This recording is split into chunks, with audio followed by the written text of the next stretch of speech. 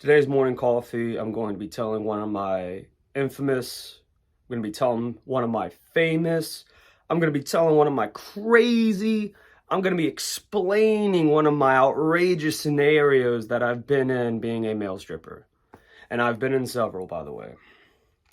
So, I had to drive from New York in a box truck all the way down to Charlotte, which is like a 13-hour drive basically. The drop off the truck, I just wanted to like relax and chill. So 2 hours from the city, I get sent a message about this private party, and I was like, I'm tired. I've worked hard. I want to have a good time, make some money. Nah, just be like. So I called them. The girl told me they were from Arizona, they're free-spirited and they're excited to see me. I was just like, bet. So I dropped the truck off in Charlotte. So I dropped it. And, that's like, 20 minutes, 30 minutes outside of the city of Charlotte, heading towards Greenville on 85. So I get to the place. It's an Airbnb house by like the lake or something. And, there's like 12 girls, all from like Arizona State College or something like that. And they were just like, they were fine, I mean, but this event, the girls were very attractive. I'll leave it at that. And so I walk in,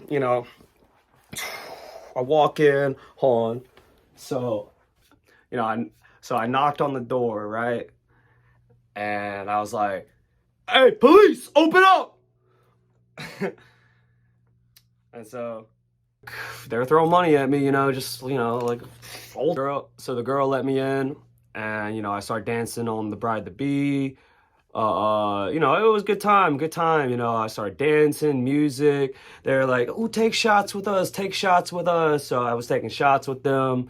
There's, singles, there's just money and like times, just woo, really good time tonight. Why? What's up? And she handed me, I think it was, so I was like, fuck it. So I took that shit and, all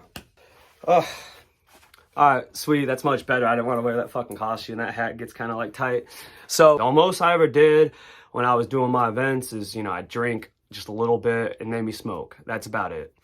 But yeah, this is my first time doing E, and then, everything just got wild at that point. They pulled out like whippets, and I was doing dippets with these girls, and I was zipping these dippets. And yeah, I've never done whippets before, so it was pretty cool. It was crazy. And then we started drinking more, and then they were just like, let's go into the hot tub. And I was like, fuck yeah. So like, but at this point into the party, I'm like probably like an hour and a half in, an hour in, and I'm fucked up, trash, just like really trashed. And it's not good. It's really ratchet, actually. I'm just ratchet at this point. But anyway, I'm in a hot tub. Like it's just like next thing I notice, I'm in like in a hot tub with like 10 girls, just talking about. I don't even remember, honestly. We were just chilling. I was like, man, I was so twisted in that hot tub. Yo, it's like I was like floating on a cloud. I was just like twisted, yo. And so okay, so this is where shit gets kind of crazy, right? It's exceptional coffee. I'll just got to say that. You know what I'm saying? I was kind of upset because like an hour into the party, right? I was like, I knew I was trashed. I was like, please. I was talking to the girl that ordered me. I was like, please, can I just sleep on like the floor of like the Airbnb house? Can I just sleep on the floor? I don't want to drive. I want to be responsible. And she was like, oh, sure, honey. Oh, sure. You're so sweet. Yeah, sure, baby. Ooh, yeah. I mean, she was like, she said I could sleep on the floor from the start, because I told her, like, okay, that's where shit gets fucked up. Because I told her before I did the E that I didn't want to do it because I had to drive. And she's like, oh, well, if you're doing this, you can sleep on the floor. Like, it wasn't really the girl that ordered me. I think she was like really drunk and like passed out. I think it was like her friends that were kind of like kicking me out.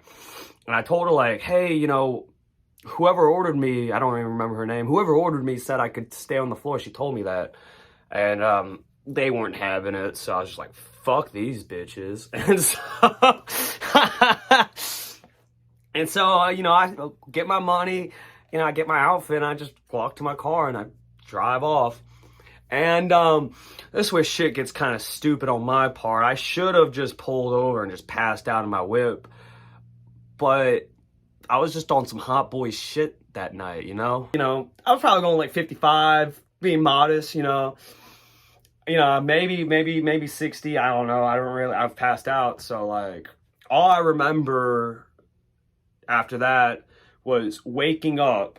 I was like, I just woke up and like the side of my car just like ate shit on the guardrail. So all I remember was like, I woke up and all I see is sparks, just fucking sparks. Just like, I was like, oh shit. And I fucking turned back on the 85 because I was like I was like hitting rocks and shit in the ditch to my left, and I think like the guardrail. So I swerved, and then I swerved to the right hard, and my car bent. And then I was like, shit, and then I swerved this way real hard, and then my car did like a 360, like Hot Wheels, like, and I was like, ah, shit, and I spun in like a full circle, going like, I don't remember how fast I was going, and I was like, my heart was just racing. I was like, fuck. And I got out of my car and all 4 of my tires were popped. I was like, fuck.